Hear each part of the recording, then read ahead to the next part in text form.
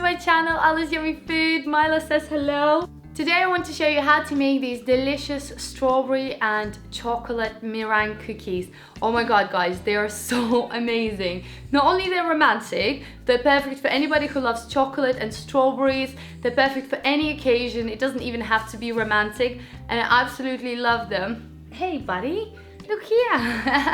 So I really hope you enjoy this easy recipe, and guys, make sure you subscribe to our channel. It's completely free and you get new recipes every single week, and all you have to do is click the bell sort of sign and be notified every time I upload a new video.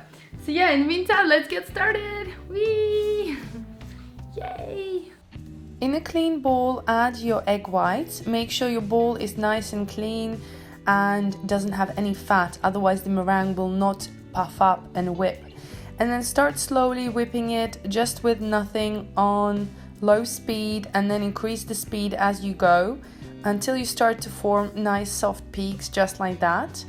And then we're going to add sugar, 1 teaspoon at a time, and then just keep whisking your meringue until it starts to sort of become more glossy, more fluffy, and just keep adding sugar a little bit at a time until your full sugar is completed. So this process will take 5 to 7 minutes depending on how much meringue you have and how powerful is your whisk and your stand mixer.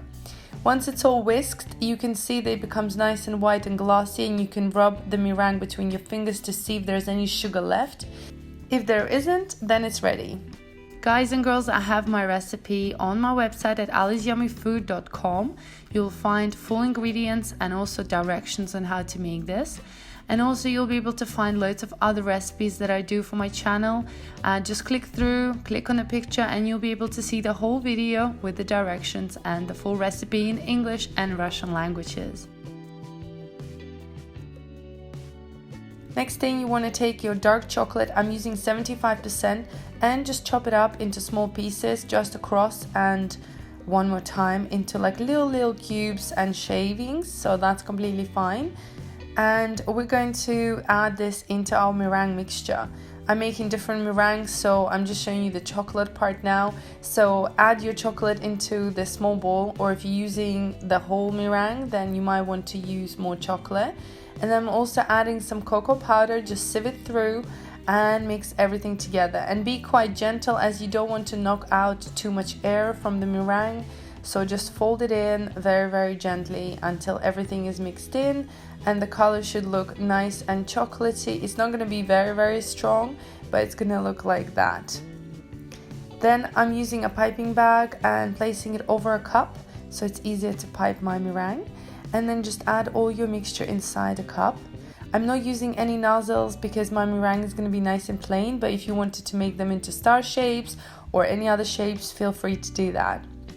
So that's done.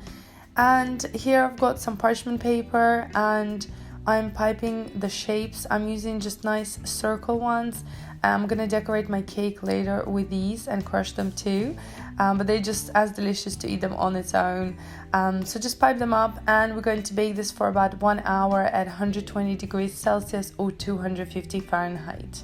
And then you want to leave them to cool down for another half an hour so they become nice and crunchy. So when they're done, they should come off your parchment paper quite easily, and you should see that the bottom is nice and crispy. In a bowl, add your mascarpone with your double or heavy cream, and then whisk everything together until it's nice and smooth.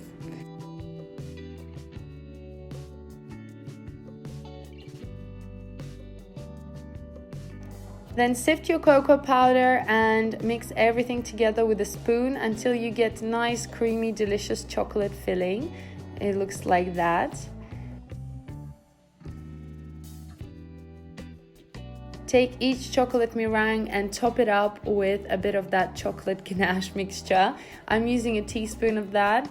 You can either top it up with your other half of your chocolate ganache and leave it just like that, or if you want something else, a little bit of surprise inside, you can then add a fresh strawberry in the middle.